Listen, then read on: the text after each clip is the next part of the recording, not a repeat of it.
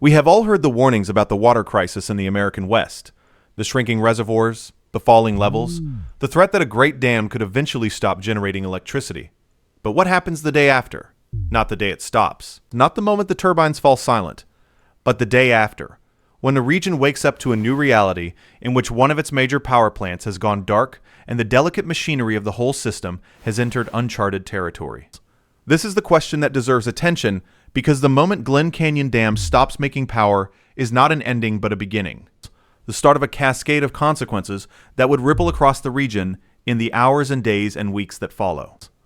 This is the story of the day after, of what would actually happen in the hours and days once the great dam that holds back Lake Powell could no longer generate the electricity that millions depend on.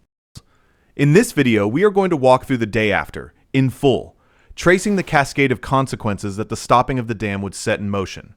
We are going to explain what Glen Canyon Dam is and why its stopping matters so much. We are going to follow the immediate loss of the electricity and who would feel it first, the strain on the regional grid, and the rising costs. We are going to uncover the deeper danger that lurks beneath the loss of the power, the challenge of continuing to deliver water through the emergency bypass outlets that were never meant for constant use. We are going to consider the effects on the whole interconnected system, the downstream environment, the economy, and the millions of people whose lives are bound up with the dam. And we are going to ask what the day after would mean for the trajectory of the crisis, and whether it can still be prevented. Stay with us, because the day the turbines fall silent is not an ending, but a beginning, and understanding what comes next is essential to grasping the true stakes of the crisis. To understand the day after, you first have to understand what Glen Canyon Dam is, and what its stopping would mean. Glen Canyon Dam is one of the great dams of the Colorado River system, a massive structure that holds back Lake Powell, one of the two largest reservoirs in the country. The dam serves multiple crucial functions. It stores the water of the river, releasing it downstream in a controlled way to serve the users below. And it generates electricity, using the force of the water flowing through its turbines to produce a large quantity of power that is distributed across a wide region, serving millions of people across multiple states. The generation of this electricity depends on the water level in the reservoir being high enough to drive the turbines. And if the reservoir falls below a certain level, known as minimum power pool, the turbines can no longer generate power, and the dam stops making electricity. The day Glen Canyon Dam stops making power is the day the reservoir falls below that critical threshold, the minimum power pool, and the turbines fall silent. But it is the day after, and the days that follow, when the full consequences begin to unfold, because the loss of the power is not the only effect of the reservoir falling so low, and the stopping of the turbines sets in motion a series of challenges that would test the region and the systems that manage the river. To understand these consequences, we have to look at the multiple ways in which the stopping of the dam would affect the region, from the loss of the electricity itself to the challenges of continuing to deliver water, to the strain on the systems and the people that depend on the dam. The first and most obvious consequence of the day after is the loss of the electricity that the dam had been generating. Glen Canyon Dam had been producing a significant quantity of power distributed across the region and serving a large population, and the day after it stops, that power is simply gone. This does not necessarily mean immediate blackouts, because the electricity system is interconnected, and the power that the dam had provided can be replaced at least in part by drawing electricity from other sources. But the replacement power would often be more expensive than the affordable hydropower the dam had provided, so the immediate effect would be felt in the cost of electricity, as the customers who had depended on the dam's power turned to more expensive alternatives.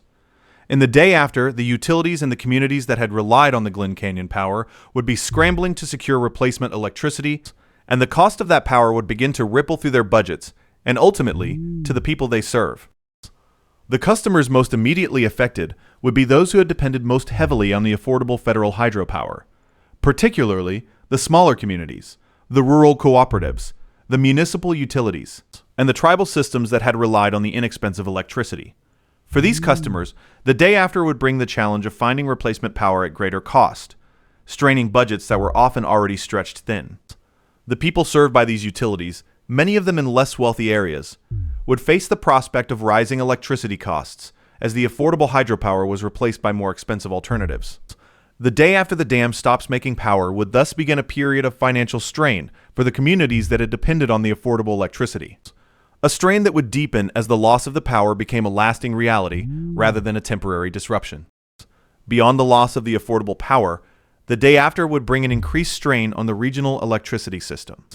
as the loss of a major source of generation removed a piece of the supply that had helped to keep the system balanced and reliable. The power from Glen Canyon Dam had been not just a source of affordable electricity, but a source of generation that contributed to the stability of the regional grid, and its loss would remove that contribution, placing additional strain on the remaining sources. In times of high demand, such as during extreme heat when the demand for electricity soars, the loss of a major source of power could strain the system's ability to meet the demand, potentially increasing the risk of shortages or outages. The day after the dam stops making power, the regional grid would be operating with less generation and a thinner margin, more vulnerable to the strains that come with high demand, a vulnerability that would persist as long as the dam remained unable to generate. But the loss of the electricity, serious as it is only one of the consequences of the day after, and it may not even be the most significant, because the stopping of the power generation is a sign that the reservoir has fallen to a very low level, and at such a low level, the challenge of continuing to deliver water downstream becomes acute. When the reservoir is above the minimum power pool, the water is released downstream through the turbines, generating power as it passes. But when the reservoir falls below the minimum power pool, and the turbines can no longer be used, the water must be released through other means, through the outlets that allow water to bypass the turbines. These bypass outlets are the way that water can continue to be delivered downstream, even when the reservoir is too low for the turbines. And in the day after the dam stops making power, these outlets become the crucial means of continuing to deliver the water that the users downstream depend on. The reliance on the bypass outlets, however, introduces new challenges and concerns, because these outlets were not designed to be the primary means of releasing water over long periods. The outlets have a limited capacity, meaning that the amount of water that can be released through them may be less than what can be released through the turbines, potentially constraining the ability to deliver the full quantity of water needed downstream. And there are concerns about the durability of the outlets under sustained use, because they were designed to be used occasionally rather than as the constant means of releasing the water, and prolonged use could potentially cause wear or damage. In the day after the dam stops making power, the region would be relying on these bypass outlets to continue delivering water, and the limitations and the concerns about the outlets would become a pressing issue, adding a new dimension to the crisis beyond the loss of the electricity. It is worth dwelling on these bypass outlets, because they are the hinge on which so much of the day after turns, and understanding them reveals why the situation is so precarious. When the Great Dam was built, it was equipped with two ways of letting water through. The primary way, used in normal operation, is through the turbines, where the falling water spins the machinery to generate electricity before continuing downstream. But the dam also has a separate set of outlets lower down, designed to let water bypass the turbines entirely, a kind of emergency release meant to be used occasionally for particular purposes, rather than as the constant means of delivering the water. These bypass outlets are the only way to release water once the reservoir falls below the level of the turbine intakes, and so in the day after the dam stops making power, they become the sole means of delivering the water downstream. The problem is that they were never intended to carry the full flow of the river, day after day, month after month, and relying on them in this way pushes them into a role they were not designed to fill. The concerns about the bypass outlets are twofold. The first is capacity, because the outlets may not be able to release as much water as the turbines could, which means that at the very low reservoir levels where they must be used, the amount of water that can be delivered downstream could be constrained, potentially falling short of what the users below need. The second concern is durability, because passing large volumes of water through these outlets continuously, over long periods, could subject them to wear and stress that they were not designed to withstand. There is a real worry that sustained use could damage the outlets, and if they were to be damaged, the ability to release water at all could be compromised, a genuinely catastrophic possibility. In the day after the dam stops making power, these concerns about the bypass outlets would be at the forefront of the minds of the people who manage the system, because the delivery of the water, the most essential function of the dam, would depend on outlets that were never meant to bear this burden. This is a crucial and often overlooked aspect of the day after, the way that the stopping of the power generation is tied to the broader challenge of continuing to deliver water at very low reservoir levels. The delivery of the water downstream is essential, because the users below the dam, the cities and the farms and the other reservoir downstream, depend on the water being released. In the day after the dam stops making power, the ability to continue delivering that water through the bypass outlets becomes a critical concern, and any limitations or problems with the outlets could threaten the water supply downstream, compounding the crisis. The loss of the power, in other words, is a warning sign that the reservoir has entered a dangerous zone, one in which the delivery of the water itself becomes more difficult and more precarious, and this is one of the most serious dimensions of the day after. The day after would also bring urgent attention to the management of the whole interconnected system, because the two great reservoirs of the Colorado are linked, and the stopping of the power at Glen Canyon Dam would have implications for the management of the entire arrangement.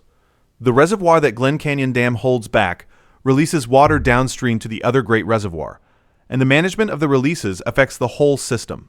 In the day after the dam stops making power, the managers of the system would be grappling with the challenge of continuing to deliver the water while the reservoir remained at a very low level, navigating the difficult trade-offs between the needs of the reservoir and the users, and working to keep the whole system functioning despite the loss of the power and the constraints of the low reservoir. The stopping of the power would thus not be an isolated event but a challenge that reverberated through the management of the entire system, forcing difficult decisions about how to operate the reservoirs and deliver the water. It is useful to think about how the day after would unfold in time, from the first hours to the following weeks, because the consequences would not all arrive at once but would develop in stages. In the first hours, the most immediate effect would be the loss of the electricity generation, as the utilities scrambled to replace the power that the dam had provided, drawing electricity from other sources to keep the lights on. In the following days, the attention would turn increasingly to the water as the region confronted the challenge of continuing to deliver it through the bypass outlets, and grappled with the concerns about their capacity and durability. And in the weeks that followed, the region would settle into the difficult work of adapting to the new reality, managing the ongoing challenges of the replacement power and the constrained water delivery, and confronting the possibility that the crisis could deepen further if the reservoir continued to fall. The day after, in other words, would be the beginning of a process, a cascade of consequences that would develop over time, each stage bringing new challenges and demanding new adaptations. As the days after turned into weeks, the consequences of the stopping of the power would continue to unfold, and the region would be forced to adapt to a new and more precarious reality. The utilities that had depended on the affordable power would settle into the ongoing challenge of securing replacement electricity, the increased costs becoming a lasting feature of their operations. The reliance on the bypass outlets would continue, with the ongoing concerns about their capacity and durability, and the managers of the system would continue to grapple with the challenge of delivering the water at low reservoir levels. The region would be living in a new reality, one in which a major dam could no longer generate power and the delivery of the water had become more difficult and more precarious, a reality that would persist as long as the reservoir remained below the critical thresholds. The day after would mark the beginning of this new reality, and the days and weeks that followed would see the region struggling to adapt to it. There is an environmental dimension to the day after as well, because the way the water is released from the dam affects the river and the ecosystem downstream, and the shift to the bypass outlets would change the character of the water in ways that could harm the environment. The water released from different levels of the reservoir has different qualities, different temperatures, and other characteristics, and the water released through the bypass outlets, drawn from a different level than the turbine intakes, could be different from the water that the downstream ecosystem is accustomed to. The river below the dam supports a delicate ecosystem, one that is adapted over time to the particular way the dam releases water, and a change in that pattern could disrupt the environment, affecting the life of the river. The day after the dam stops making power would thus bring not only the challenges to the electricity and the water delivery, but also potential harm to the downstream environment, another dimension of the cascade of consequences that the stopping of the dam would set in motion. The economic ripple of the day after would extend far beyond the immediate cost of the replacement electricity, reaching into the broader economy of the region. The affordable power from the dam had supported economic activity, and its loss, along with the rising costs of the replacement power, would place a burden on the businesses and the industries and the communities that had depended on it. The uncertainty about the water delivery would add to the economic strain because the users downstream who depend on the water, the cities and the farms and the industries, would face uncertainty about their supply, an uncertainty that could disrupt their operations and their planning. And the revenue that the sale of the dam's power had generated, revenue that had helped to fund the management of the river and other programs, would disappear, removing a source of funding that the system had depended on. The day after the dam stops making power would thus send economic shockwaves through the region. The loss of the affordable power and the uncertainty about the water combining to strain the economy in multiple ways. The human dimension of the day after would be profound because the consequences would reach into the lives of the millions of people who depend on the systems that the dam supports. The customers of the utilities that had relied on the affordable power would feel the effects in their electricity costs, and the communities served by those utilities, particularly the smaller and less wealthy ones, would bear the burden of the rising costs. The users downstream who depend on the water would face the uncertainty of whether the water could continue to be delivered reliably through the bypass outlets, an uncertainty that would weigh on the cities and the farms and the communities that depend on the river. The day after the dam stops making power would thus touch the lives of a great many people, bringing financial strain, uncertainty, and the challenge of adapting to a new and more difficult reality, a human dimension that is at the heart of what the day after would mean. There is also the question of what the day after would mean for the broader trajectory of the crisis, because the stopping of the power at Glen Canyon Dam would be a milestone in the decline of the Colorado River system, a sign that the crisis had reached a new and more serious stage. The generation of power at the great dams had long been taken for granted, a reliable feature of the system, and the stopping of the power would mark a departure from that reliability, a sign that the system had entered uncharted and dangerous territory. The day after would be a moment of reckoning, a recognition that the crisis had advanced to the point where one of the great dams could no longer perform one of its central functions, and a warning of the further dangers that lay ahead if the underlying imbalance was not addressed. The stopping of the power would be a signal that the region could no longer take the reliability of its systems for granted, and that the crisis had reached a stage where serious consequences were no longer a distant hypothetical, but a present reality. The day after would also bring an intensified urgency to the efforts to address the underlying crisis, because the stopping of the power would be a stark demonstration of the consequences of the falling reservoir, a wake-up call that could galvanize action. The crisis of the Colorado River had been building for years, and the efforts to address it had often been slow and contentious, but the stopping of the power at Glen Canyon Dam would be a vivid and undeniable sign of the seriousness of the situation, one that could spur the region to more decisive action. In the day after, the pressure to address the underlying imbalance, to reduce the demands on the river and to bring them into line with the diminished supply, would intensify as the reality of the consequences became impossible to ignore.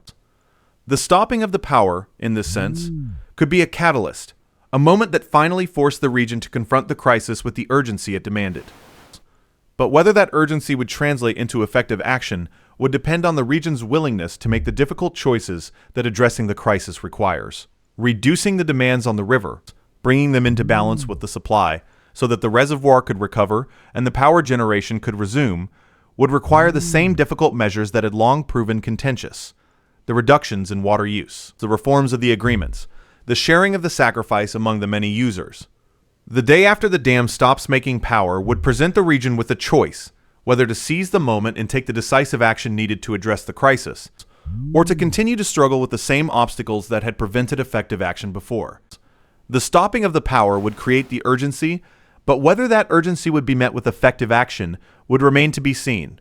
a question whose answer would shape the future of the region and the reservoir. It is worth emphasizing that the day after the dam stops making power would not be the end of the story, but a stage in an ongoing crisis. A crisis that could deepen further if the reservoir continued to fall.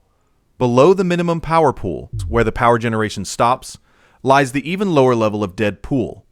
where water can no longer pass through the dam at all, and if the reservoir continued to fall toward that ultimate threshold, the consequences would grow even more severe. The day after the dam stops making power would be a serious milestone, but it would not necessarily be the worst that could happen, because the crisis could continue to worsen, the reservoir could continue to fall, and the region could face the prospect of the reservoir reaching dead pool, and the delivery of the water ceasing entirely.